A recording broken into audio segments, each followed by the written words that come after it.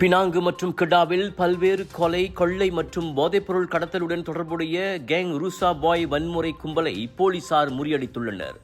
முன்பு கேங் 35 என அறியப்பட்ட கும்பல் GR ரமேஷ் என்பவரின் தலைமையில் 2020 முதல் சுங்கைப்பட்டாணி, கூலிம் மற்றும் பினாங்கின் சில இடங்களில் செயல்பட்டு வந்துள்ளது. கடந்த ஆண்டு முதல் குறைந்தது 2 கொலை சம்பவங்களுடன் அக்கும்பல் தொடர்பு படுத்தப்படுவதாக புக்கிட் அமான் குற்ற புலனாய்வுத் துறையின் இயக்குநர் டத்தோ M. குமார் கூறினார். இந்நிலையில் நவம்பர் கடைசி முதல் டிசம்பர் தொடக்கம் வரை ஒருங்கிணைந்த ஆப்திகா சோதனை நடவடிக்கையில் 24 முதல் 42 வயதுக்கிடையிலான 17 பேர் கைது செய்யப்பட்டனர். அனைவருக்குமே கொலை, கும்பலாக கொள்ளையிடுதல், சுடும் ஆயுதங்கள் பயன்படுத்தியது, மோசமான காயங்களை ஏற்படுத்தியது, போதைப்பொருள் கடத்தியது என பழைய குற்றப்பதிவுகள் உள்ளன. அவர்களில் 7 பேர் 5 ஆண்டுகள் தண்டனை முடிந்து அண்மையில் சிறையிலிருந்து விடுவிக்கப்பட்டவர்கள் ஆவர்.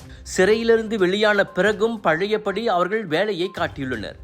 தாக்குதல், பணம் வசூலிப்பு, போதைப்பொருள் என ஒவ்வொன்றுக்கும் தனித்தனி குழுவை அமைத்து மிகவும் நேர்த்தியாக அக்கும்பல் செயல்பட்டு வந்துள்ளது. சந்தேக நபர்கள் மீது இன்று நீதிமன்றத்தில் குற்றம் சாட்டப்படும் என்பதையும் குமார் உறுதிப்படுத்தினார். அக்கும்பலின் செயல்பாடுகள் முறியடிக்கப்பட்டாலும் இன்னமும் 15 பேர் வெளியில் இருக்கின்றனர்.